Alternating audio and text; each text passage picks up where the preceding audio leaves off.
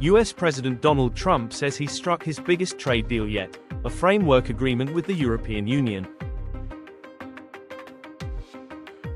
"We've reached a deal. It's a good deal for everybody."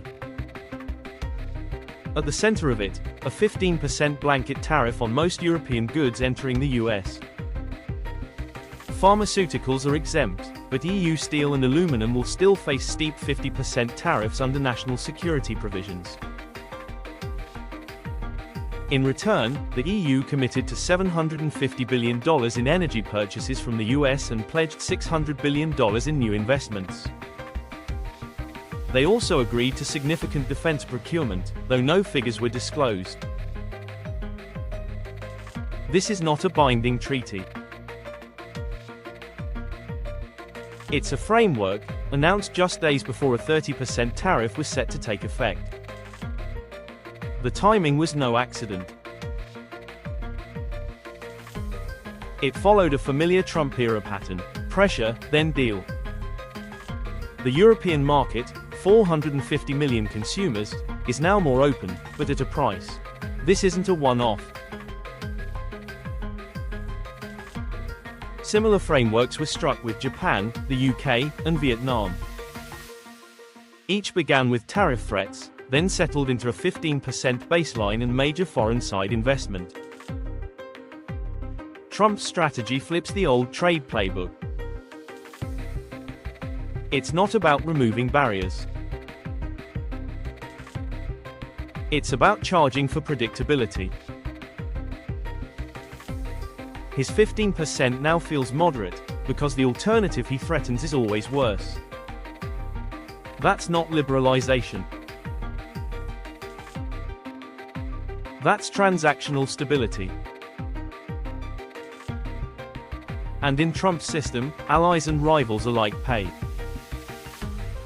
Now, all eyes turn to Canada. A 35% tariff is set to take effect on August 1st unless a deal is reached. Ottawa insists the deadline is political, not legal, and it won't be rushed into a bad agreement. But Japan and the EU were longtime allies, too. And both folded. Canada is preparing, but it's not idle. It brings real leverage to the table, over $1 trillion in US investment, a deeply integrated energy and auto supply chain, and cross-border economic links stretching from Alberta's oil sands to Ontario's parts plants. Prime Minister Carney's government is watching the sequence. The goal isn't to be first, it's to be smart. Early promises of a good deal have shifted to a more sober message. This will be about trade-offs. No country has secured full exemptions. Baseline tariffs are now the floor. Rushing into a vague framework like Japan's or the EU's might avoid short-term pain, but create long-term problems. So Ottawa is preparing, working with provinces, identifying vulnerable sectors, and exploring targeted offsets. Trade diplomacy is still happening, but not on Trump's schedule. His system isn't built on trust, it's built on leverage and price tags. But that doesn't mean Canada has to fold. It means Canada must design a deal that protects what matters most: autos, energy, digital trade. The real danger isn't delay, it's giving in too soon, for too little. In this new world, countries that hesitate might get hit. But those that rush may get locked into terms they regret. Carney knows, better to sign the right deal late than the wrong one early. We're working very diligently with the EU, which covers a lot of territory. We don't really have a deal with Canada. We haven't been focused on it. Just days before the self-imposed deadline, Trump said it out loud: the US hasn't really been focused on Canada. It wasn't just a shrug, it was a message of disregard. In the middle of high-stakes talks, he dismissed America's largest trading partner as an afterthought, hinting Canada might simply pay tariffs without any real negotiation.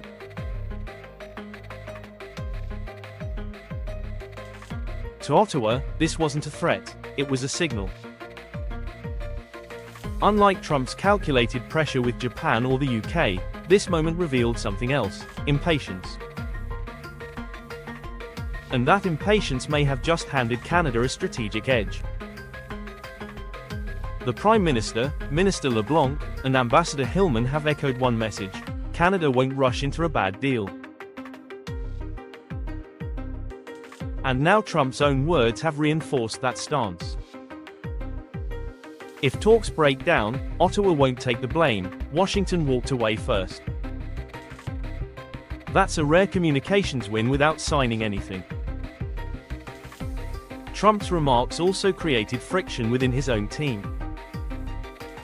Commerce Secretary Howard Lutnick and Trade Representative Jamieson Greer have described talks as constructive. LeBlanc has spent days in Washington, meeting senators and senior officials. But as they built momentum, Trump publicly undercut them, suggesting negotiations might not matter at all. This contradiction weakens the US position. It lets Canadian officials question who's really in charge, and slow-walk discussions until clarity emerges. But the biggest impact may come in 2026. Under the USMCA, a mandatory review will begin with a Free Trade Commission meeting by late 2025. Trump's team plans to push stricter rules on origin, immigration, and supply chains. But if 35% tariffs are imposed now, without a deal, that review strategy may collapse.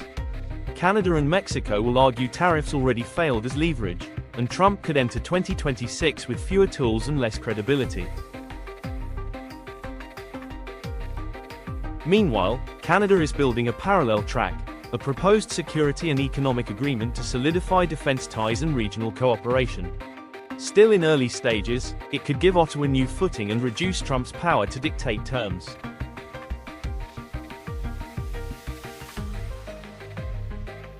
What looked like pressure may have backfired.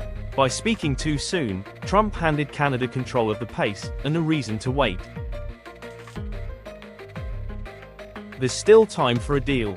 But if none comes, it won't just be Canada that pays. Trump's 2026 credibility might be what gets taxed next. Carney has already said, Canada won't accept a bad deal. Concessions and counter-tariffs remain on the table. But something else is underway, quiet, long-term, and bold. Canada is turning to the Arctic. As Trump chases new partners in Asia, Canada is investing in the North, building resilience and alliances with indigenous communities. This isn't just policy, it's a strategic reset. Trump's approach has been transactional, fast frameworks with Japan, the Philippines, Indonesia, the UK. But not with Canada. Despite being America's largest export market, Canada's been sidelined. Trump says Canada already has a deal, KUSMA. But since March, tariffs have risen, 25% on most Canadian goods, 50% on steel and aluminum, and now a 35% threat by August. Washington calls it reciprocal. Ottawa sees it as punishment. While Canada has responded with counter-tariffs and quiet boycotts, its real move is the Arctic. Under Carney, Canada launched a sweeping northern strategy, built on sovereignty, indigenous leadership, and strategic infrastructure.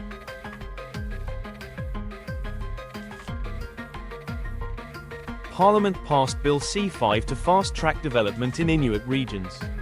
An Arctic ambassador from the Inuit community has been appointed.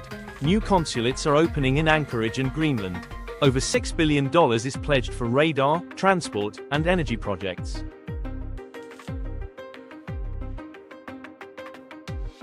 This isn't just national development, it's a signal to Washington. Canada is positioning itself as the democratic anchor in a region where Russia militarizes and China expands. It's challenging the idea that North America's defense and resource strategies belong solely to the US.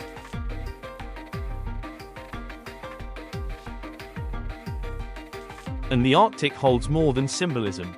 It holds critical minerals, lithium, cobalt, rare earths, essential for EVs, electronics, and modern weapons. As of 2024, the US still sourced 90% of its rare earths from China. Canada's constitutionally protected Indigenous agreements mean future access won't come through tariffs. It will come through trust and cooperation.